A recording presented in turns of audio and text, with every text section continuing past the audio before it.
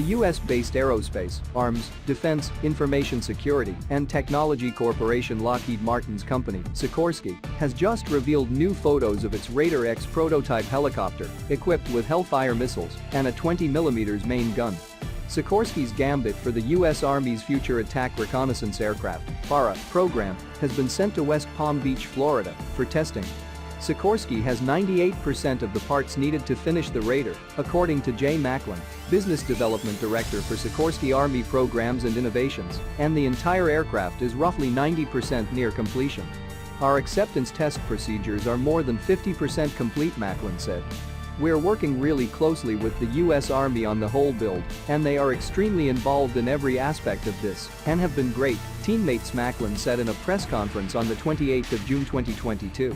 The two photographs published show the fuselage at a West Palm hangar called FARA Country. Under the aircraft's chin lies the three-barreled main cannon. The helicopter's modular effects launchers can also be folded to save drag. These pods can also carry air-launched drones, according to Sikorsky. These pods can be removed if needed to make room for assault troops or casualty evacuation.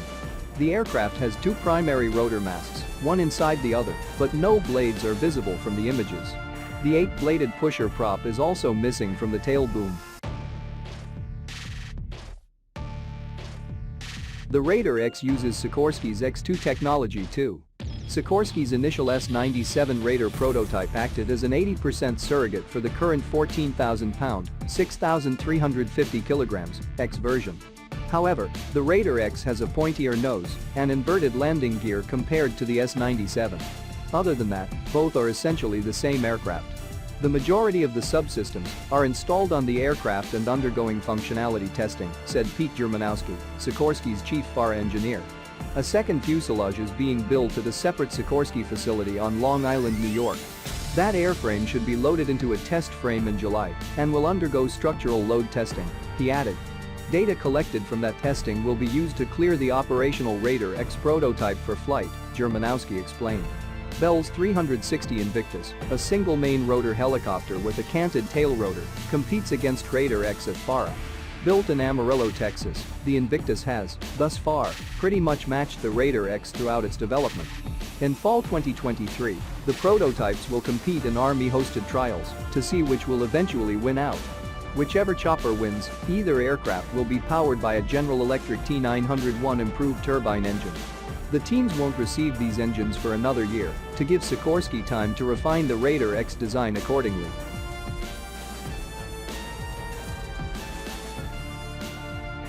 FARA's purpose is to replace some of the U.S. Army's now aging helicopter fleet. FARA intends to replace the now aging and retired O-58D Kiowa Warriors in its armed scout function. RQ-7 Shadow, MQ-1C Gray Eagle, and A-64 Apache attack helicopters are currently doing this task. FARA might replace many Army A-64s as well. Since its maiden flight in 2015, S-97 has logged more than 100 flight hours and continues to fly regularly, Macklin told reporters. Since its initial flight in 2015, the S-97 has flown faster than 200 knots, well exceeding conventional rotorcraft's peak speeds. Its pusher prop provides for speed bursts, rapid deceleration, and enhanced maneuverability, which the Army wants in its future vertical lift family of advanced rotorcraft.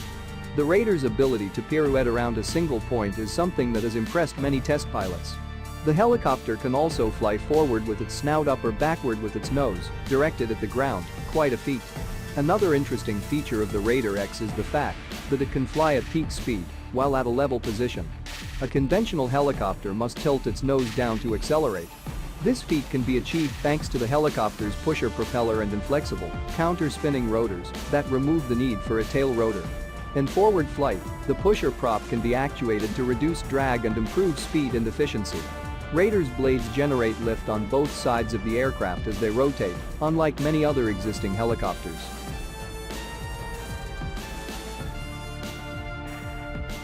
Raider's bigger brother, the Defiant X, is a 30,000-pound, 13,608 kilograms, competitor for the Army's Future Long-Range Assault Aircraft (FLRAA) program, which will replace parts of the A-60 Black Hawk fleet once completed.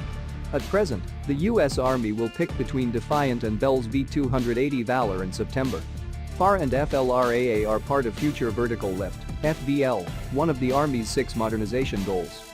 The two programs are the small and medium entrance of a plan to replace all of the Army's rotorcraft fleets in the 2030s. The Army has no plans to replace the CH-47 Chinook until the 2060s, when its core design will be 100 years old. Under FVL, other services are also researching novel rotorcraft designs. Sikorsky's next-generation designs have roughly double the speed of current helicopters, clean sheet, open system designs that should allow rapid updates and upcoming technology. Whether rotorcraft speed and maneuverability will be enough against foes with advanced air defenses is unknown.